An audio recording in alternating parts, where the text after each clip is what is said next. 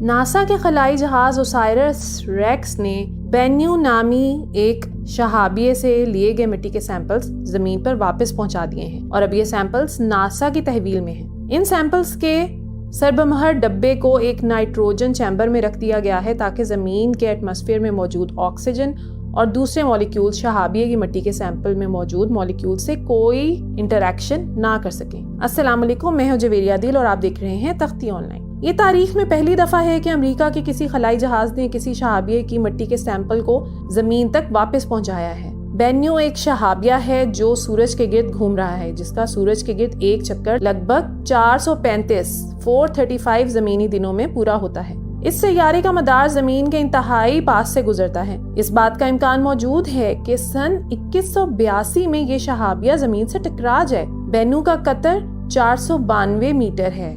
اگر یہ شہابیہ زمین سے ٹکرائے تو زمین پر زندگی ختم تو نہیں ہو جائے گی، لیکن اس کے گرنے کے مقام پر کئی کلومیٹر گہرا گڑھا بن سکتا ہے اور اس کے ٹکرانے سے پیدا ہونے والی شاک ویو سے سینکڑوں کلومیٹر دور تک عمارتیں تباہ ہو سکتی ہیں۔ اس لیے انسانیت کو اس شہابیے کا رخ موڑنے کی ہر ممکن کوشش کرنا ہوگی۔ اس کوشش کا ایک پہلو ناسا کا ڈارٹ مشن تھا، جس نے پچھلے سال ایک چھوٹے شہابیے سے ٹکرا کر اس کا مدار تبدیل کر دیا تھا۔ ڈارٹ مشن کی کامیابی سے ناسا نے یہ ثابت کر دکھایا کہ کسی بھی شہابیے سے اگر مناسب مومنٹم کے حامل جسم کو ٹکرایا جائے تو شہابیے کے مدار میں تبدیلی پیدا کی جا سکتی ہے۔ اس طرح اگر کسی شہابیے کا زمین سے ٹکرانے کا خطرہ ہو تو اس قسم کے کنٹرول ٹکراؤ سے شہابیے کا مدار اس طرح تبدیل کیا جا سکتا ہے کہ اس کے زمین سے ٹکرانے کا امکان ختم ہو جائے۔ لیکن ڈارٹ مشن محض ایک ڈریس ریہرسل تھی۔ ناسا کا اصل مشن بینو شہابیے کا مدار تبدیل کرنا ہے تاکہ اس کے زمین سے ٹکرانے کے امکان کو صفر کیا جا سکے۔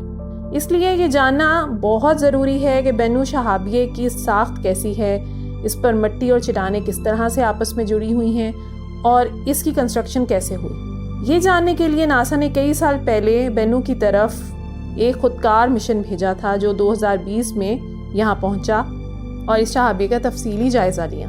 بینو کی ہائی ریزولوشن تصاویر بھیجنے کے علاوہ اس خلائی جہاز نے بینو پر لینڈ کیا اور وہاں کی چٹانوں اور مٹی کے سیمپل اکٹھا کیے۔ اس کے بعد یہ خلائی جہاز وہاں سے اڑا اور اس نے زمین کا رخ کیا۔ چند دن پہلے یہ خلائی جہاز زمین کے پاس پہنچ گیا ہے۔ اس نے بینو کی مٹی کے سیمپل والا ڈبہ زمین کی طرف گرا دیا اور خود ایک نئے شہابیے کی طرف روانہ ہو گیا۔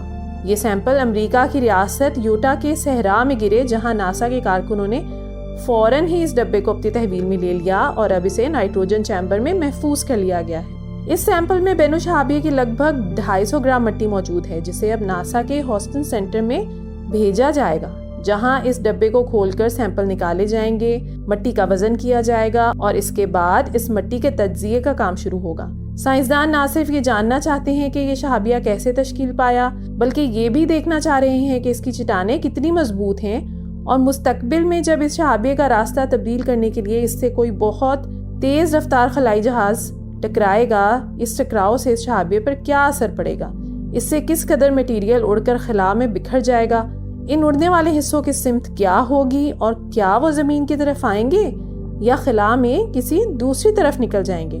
امید کرتی ہوں کہ آپ کو یہ معلومات اچھی لگی ہوں گی۔ تختی آن لائن کو لائک کریں، شیئر کریں اور اس علم کو دوسروں تک پہنچا دیں۔